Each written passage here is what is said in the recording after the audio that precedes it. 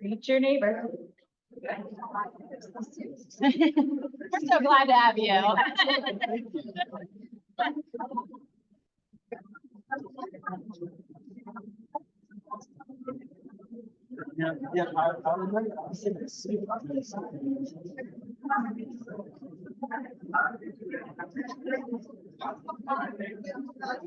Hey, Austin, Tom Noble, looking forward to hearing your comments. All right, good luck. Thanks.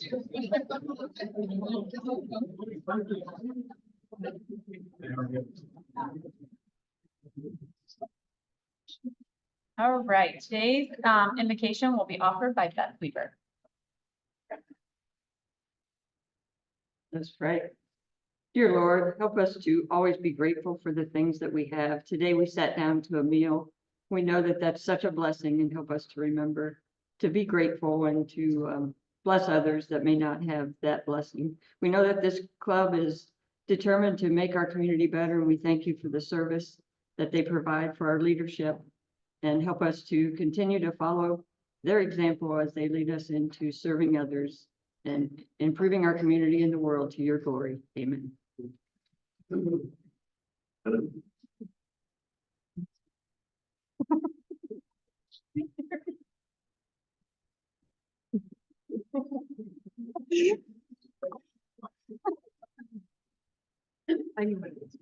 Okay.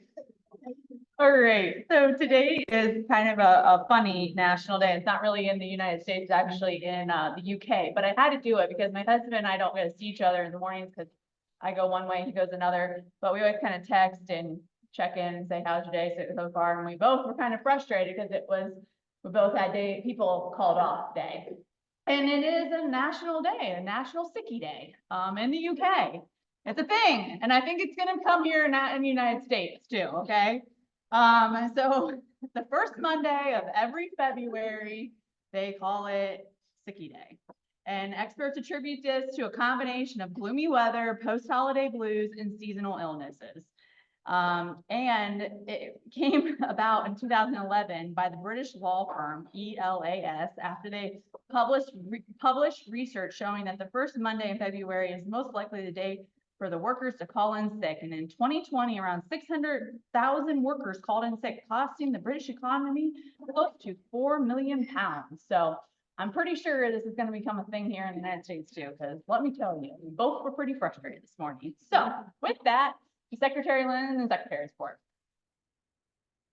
Thank you, President Courtney. And we look forward to updates from Armando and Erico. I think Erico is going first today. Is that right? 2 weeks ago, we had winter formal at school. We went to Laser for the winter formal, and I ate sushi as always. And winter formal is good, but it's less people than homecoming. And I was Ruby, Mean Girls, you won in the studio.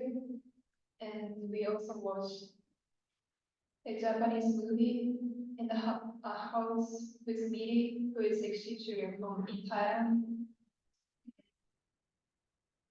And that's it. In January, 26 days are cloudy day, but today is sunny. I was so happy. I can wait for spring.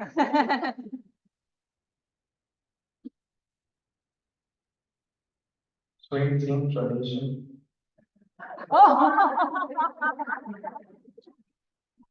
There's that.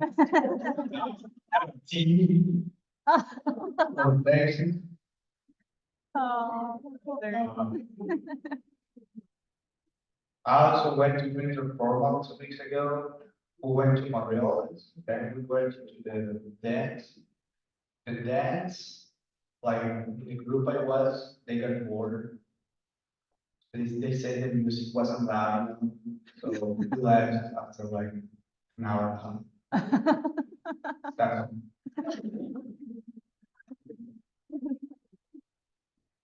Thank you, Joe.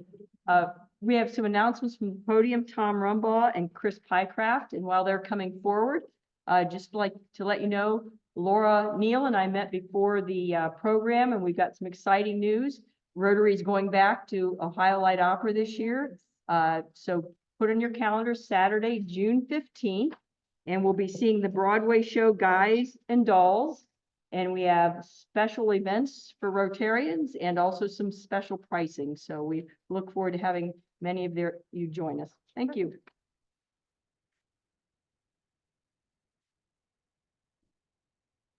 Good day, Rotarians. It's February, so it's time to talk about our annual request for every Rotarian every year.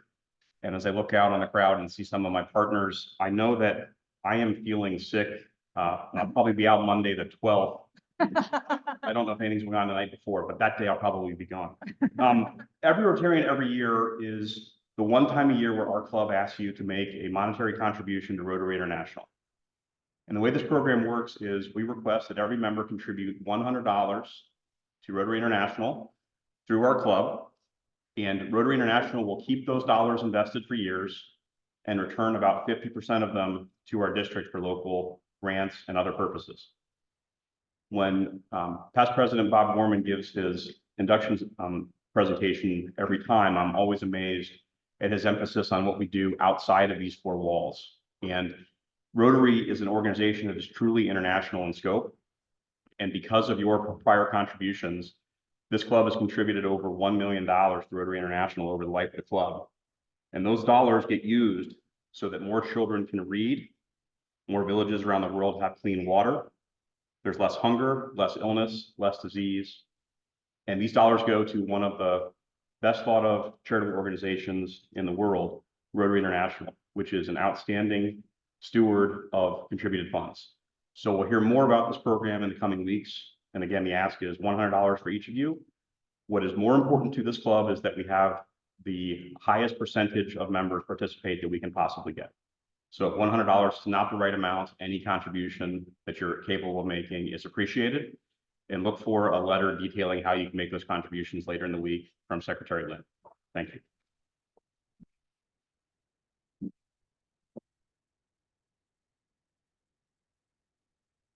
I know you probably all woke up this morning thinking, wow, what can I do to serve the community today? Like every good Rotarian does.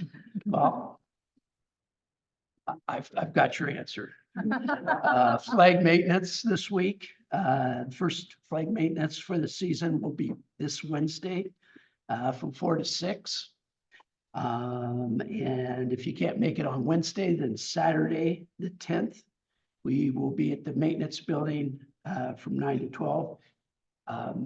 Lee King, I believe, sent out emails to everyone later last week. If you can sign up for there, or if you just want to show up, that's fine between those hours. And again, if you want to get a group together and come some other day, some other time, that's possible also. So let me know if you have any questions. Thank you. All right, up next, I have Tim Swift coming up for our next Rotary Wise. You guys all ready for this? No one's laughing. I thought it was pretty funny. All right. No one knows you that. All right. That's not You've been off the podium for a while. happy. Yeah, apparently the restraining order's over, so I'm allowed back at the podium. I've definitely missed the view from up here and no disrespect to our program down on Alzheimer's, but I've long since forgotten what it was like to be here. So I am here today to make an announcement about announcements. In early January, past President Mike Steiner made the initial presentation and installment on Rotary Wise to Rotary Wise. These presentations are designed to be informative and educational for our membership on some of our policies and procedures for the club. I was assigned to make a presentation on announcements. I know at this point that all of you are asking yourself, why me? That's the whys. I find it odd myself that the very person voted most likely to follow the rules is being asked to make this announcement. Does anyone here not remember the 17 years I was secretary up here and fought against and seized every opportunity to wreak havoc on the formality of our meetings? And now I have to make a presentation on presentations. There is no doubt that historically we had what we could have seemed like a loose, unorganized, or less formal approach to announcements. But for the most part, these policies were previously in place. But again, let's keep in mind who the gatekeeper was, and that was me. Now you have Lynn, who is a rule follower, and she is standing between you and every announcement that needs to be made from this podium. So I think for your sake, we should go over the rules. Our club's announcement time is specifically for club members to report on activities of various committees and programs. Likewise, circulation of written materials on the tables is generally for the purpose of informing members of club-related or club-sponsored activities. Announcements should relate directly to activities and programs of the club and/or committees. If a club member is personally associated with a nonprofit organization that is sponsoring or holding a non-Rotary event, they should approach Lynn, the secretary, with a handout they would like to distribute on the tables.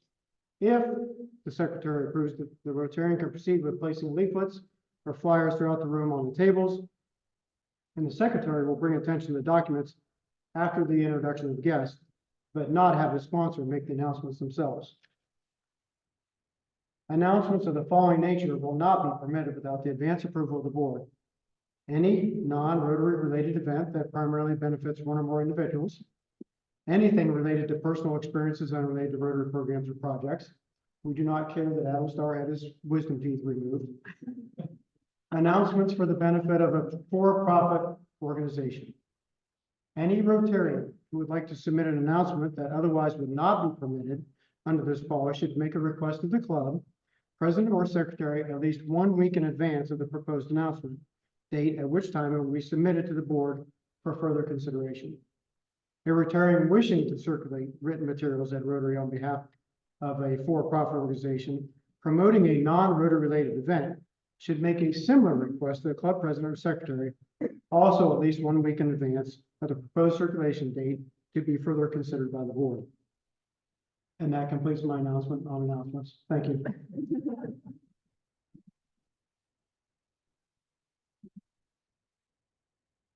All right, on to our presentation for the day. And with that, Joe Monroe will be introducing our speaker for today. Good afternoon. It's my pleasure to introduce today's speaker, Austin Stull. Austin has been working at the Alzheimer Association for over a year. He became part of the staff. He volunteered with the association for 4 years on the Akron Walk to End Alzheimer's Committee.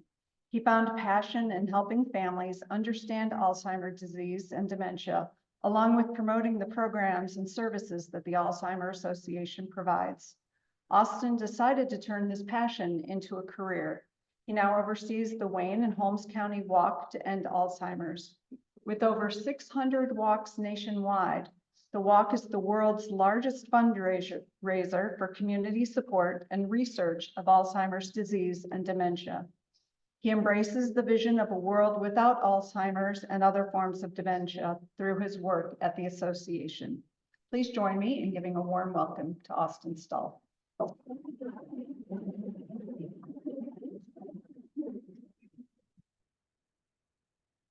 right. Thank you, Jill, for the warm introduction, and thank you all for allowing me to present to you today. I'm going to start with a story. 2 years ago, my grandma was sitting in the back room knitting when she heard the front door open.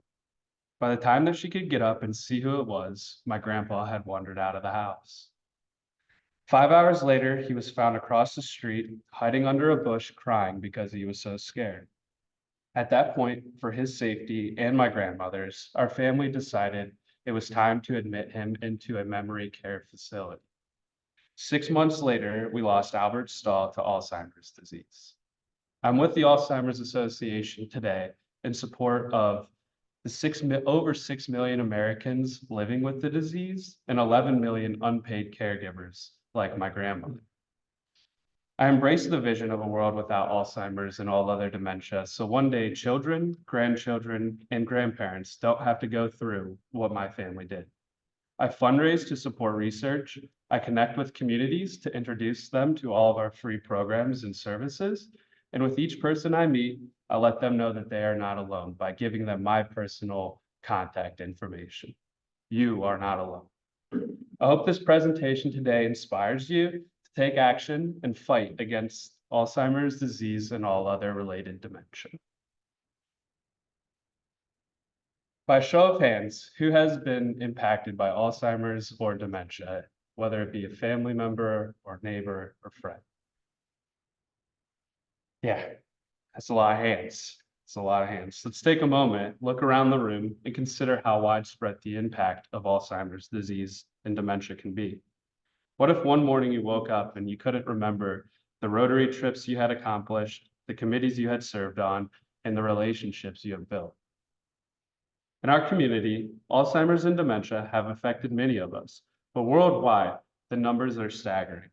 Let's take a quick look at a brief video which highlights why the work we do is so important and needed now more than ever. The video is part of the Alzheimer's Association's Diseases, Facts and Figures report, which provides an in-depth look at the latest statistics, Alzheimer's disease prevalence, mortality, caregiving, and cost of care.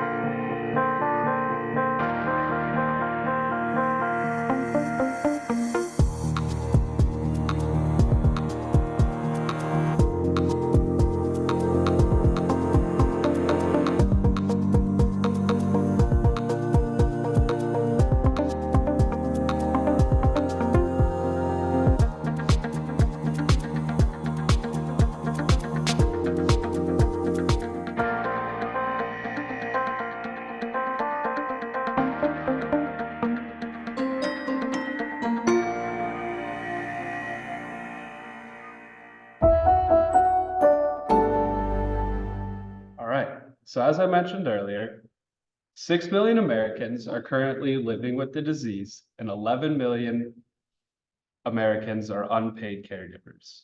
In Wayne County alone, there are roughly 2,300 individuals age 65 or older currently diagnosed with Alzheimer's. That equates to over 10% of the 65 or older population. Left unchecked, Alzheimer's will destroy our family, our finances, and our futures.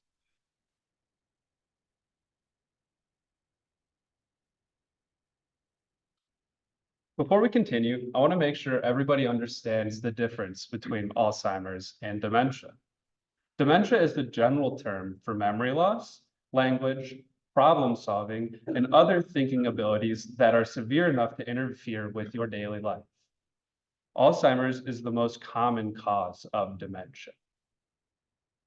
Dementia is not a single disease. It's an overall term like heart disease that covers a wide range of specific medical conditions, including Alzheimer's disease. Disorders grouped under the general term dementia are caused by abnormal brain changes. These changes trigger a decline in thinking skills, also known as cognitive abilities, severe enough to impair daily life and independent function. They also affect behavior, feelings, and relationships. You might have heard of the terms senility or senile dementia, which people formerly called dementia when there was a commonly accepted belief that serious mental decline was normal. Science now knows that there are multiple causes of dementia and many different symptoms, which may include problems with short-term memory, keeping track of your wallet or your purse, paying the bills, planning and preparing meals, remembering appointments, or getting lost in a familiar neighborhood, like my grandpa earlier. Often dementia will start out slowly and gradually get worse. If you or someone you know is experiencing memory difficulties or other changes in thinking skills, don't ignore them. Your doctor can perform a non-invasive cognitive assessment to help determine the cause. There are other conditions that can cause symptoms of dementia, including ones that are reversible, such as thyroid problems or vitamin deficiencies. If your doctor has a reason we're concerned, they will help guide you to the proper professional resources. All right, this was kind of funny, and kind of fun because you think it's normal, but at the Alzheimer's Association, we have a presentation called the 10 Ways to Love Your Brain. And these are steps that you can take to potentially reduce the risk of cognitive decline. So exercise. How many of us here exercise? Hopefully all of us. I know I don't, but that's okay. So exercise may directly benefit the brain by increasing blood and oxygen flow. It may also reduce the risk factors of high blood pressure, obesity, and high cholesterol.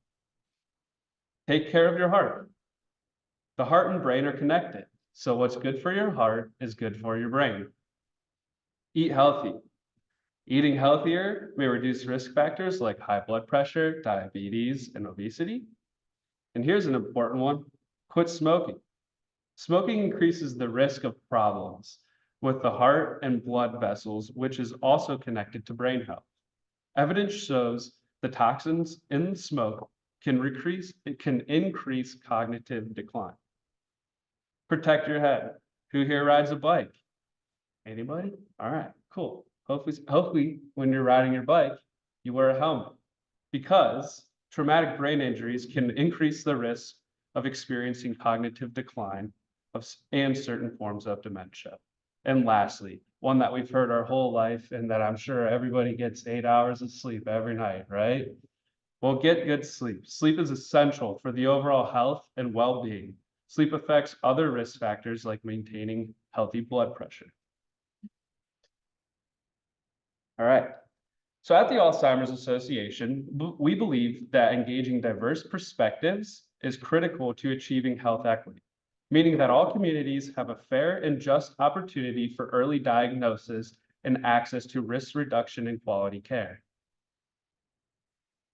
Underrepresented and underserved communities are disproportionately impacted by Alzheimer's and dementia, and yet are less likely to be diagnosed, less likely to be recruited to participate in research, and less likely to have the access to care and support services.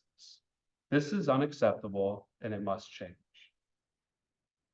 Just like Rotary does across the globe, the Alzheimer's Association is leading the way by developing strategic partnerships with trusted national and local organizations to create a pathway to greater health equity, mission engagement, and inclusion for everyone. We are building an organizational culture of understanding while pursuing diversity, equity, and inclusion through education and policies. The Alzheimer's Association is committed to providing all communities with resources and educations to realize our vision of a world without Alzheimer's and all other dementia. So some of you may be sitting here and wonder, well, how can I take action against Alzheimer's disease and dementia? Or at least I hope one person at least is thinking that in the audience today. A way to take action: spread the word about the services to anyone in this room who can utilize them. The Alzheimer's Association offers free resources to millions of people facing Alzheimer's disease. One is our 24-hour helpline, where the 24-hour helpline offers confidential support and information to anyone facing Alzheimer's or dementia. These individuals on the other side of the phone are licensed professionals, and they can help you through your situation, and no situation is too hard for them to help you through. Another way to take action: are you a leader at your organization? Request one of our free education programs. Share that there are access to free online education programs on the basics of Alzheimer's disease, caregiving, and more. Volunteers have been at the core of our work since the beginning. The Alzheimer's Association, like Rotary, is a worldwide volunteer health organization dedicated to Alzheimer's care, support, and research. The association was founded in 1980 by a group of volunteers made up of family caregivers and individuals who recognized the need for an organization that would unite caregivers, provide support to those facing Alzheimer's, and advance the research of the disease. The Alzheimer's Association was started by volunteers. and still to this day is a volunteer-led organization.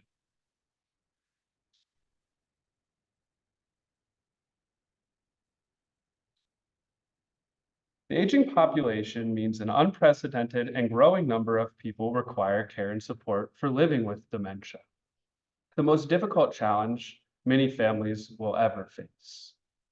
Too few of them have the information and resources they need to live their best life today and tomorrow. Whether you want to get involved by yourself, you want to volunteer with your club or company or another group, or you need some support assistance for a family member, a neighbor, or a friend, the Alzheimer's Association is here to help you. And you can help us realize our vision of a world without Alzheimer's and all other dementia. The association has a variety of volunteer opportunities available to help fit all of your interests, skills, and experience levels. A great way to get started is by participating in your local Walk to End Alzheimer's, held annually in more than 600 communities nationwide. The Alzheimer's Association Walk to End Alzheimer's is the world's largest fundraiser for Alzheimer's care, support, and research. It is also a great way to connect with others impacted by this disease and make a difference in your community.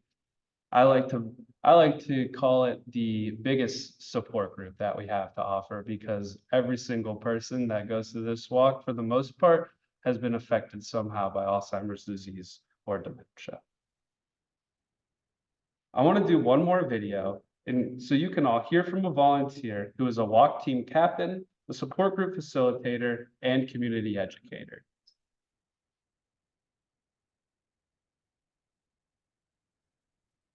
Hi, I'm Janice, and I want to share with you why I'm a volunteer for the Alzheimer's Association.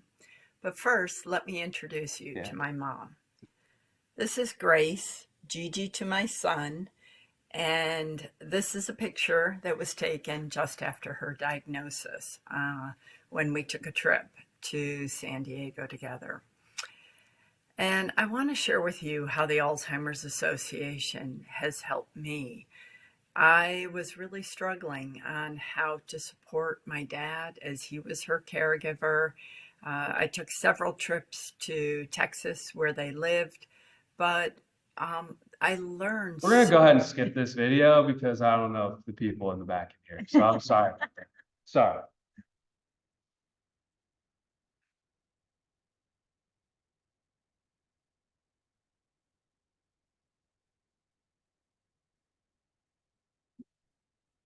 Just as you do as a Rotarian, you can use your unique talents to make a meaningful impact in your community while connecting with others who share your passion.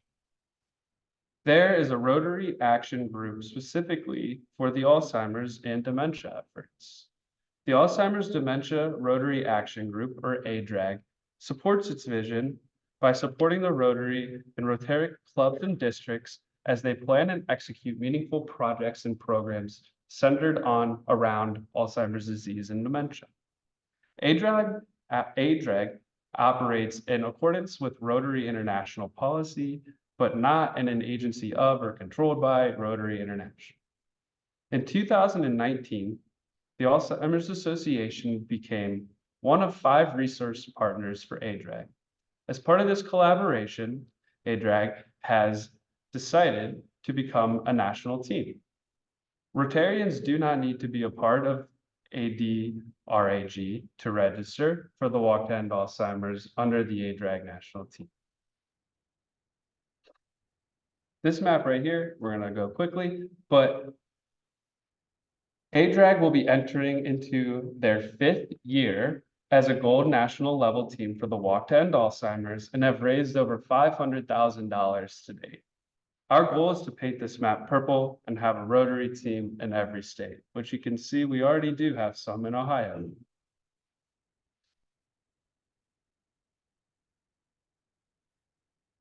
We want to help provide care and support resources to you, your friends, your family, and fellow members of this community. In addition to alz.org, we have added a new dedicated resource for volunteers that want to get more involved. The Alzheimer's Association program, Volunteer Community, is a dedicated resource for our volunteers to learn, interact with one another across the country, and expand the reach of our programs in their local communities. Interested in research? Join a clinical trial through Trial Match. Have a short story to share? Become an AIM advocate. An AIM advocate is somebody who advocates with public policy makers. So that's not in the script, but I need to make that clear. Help persuade policymakers to make Alzheimer's a national priority. Want to help provide much needed information at your company? Have us provide an education program to your staff or business partners. The money we raise helps the Alzheimer's Association continue to provide critical care, support resources like the 24-hour helpline, education programs, and our resource-rich website. Your efforts also help the Alzheimer's Association continue its work rallying a nationwide network of advocates to speak up for the rights and needs of those facing the disease. Ultimately, the end of Alzheimer's will come through research. And last year in 2023, the Alzheimer's Association invested $100 million towards researching Alzheimer's disease and dementia. And we're seeing the results. There are now multiple FDA-approved treatments that can change the course of Alzheimer's in a meaningful way for people in the early stages of the disease. And more potential treatments are in the pipeline currently. This is amazing progress that could mean more time for those facing Alzheimer's disease, more time to hug the people you love, more time to laugh, more time for the moments that matter. Medicare is also now covering traditionally approved FDA treatments, which 2 years ago, I actually couldn't say that. So that's because of AIM advocates why this is possible. Thank you for your time today, and please let me know if you have any questions. I'll leave you with what I stated at the beginning of the presentation today. You're not alone, and here's my personal contact information. Thank you.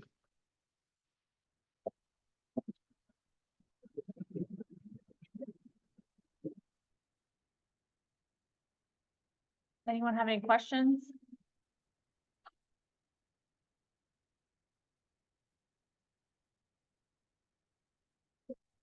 You mentioned earlier that 1 in 5 women would be possibly diagnosed with Alzheimer's versus 1 in 10 men. Do they have any research as to why women may be more susceptible than men? I don't have that answer for you, unfortunately, because I don't sit on the side of science, but can I get connected with you afterwards and I can follow up with you? Thank you.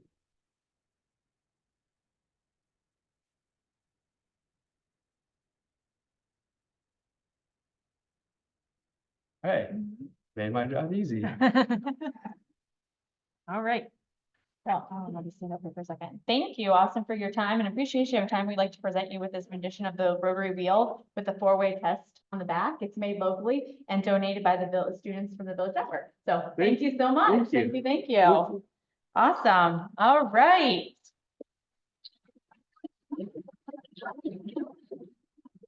All right, next week we will have Izzy, and she is going to speak, her presentation is not your average, I just screwed this all up. And how she is not your average 17-year-old. She's from Creston and how she ended up in Honduras. I totally screwed up that whole thing, but how she ended up in Honduras. So exciting, come back and hear her story. I'm excited to hear about all that. And then also we will be going March 25th to the Wooster Brush. So mark that on your calendar. I think I was supposed to have another date in my mind. Ed Eberhardt's presentation will be next week from Ron Holtman too. So we have few things coming up. So with that, we stand adjourned. Thank you very much.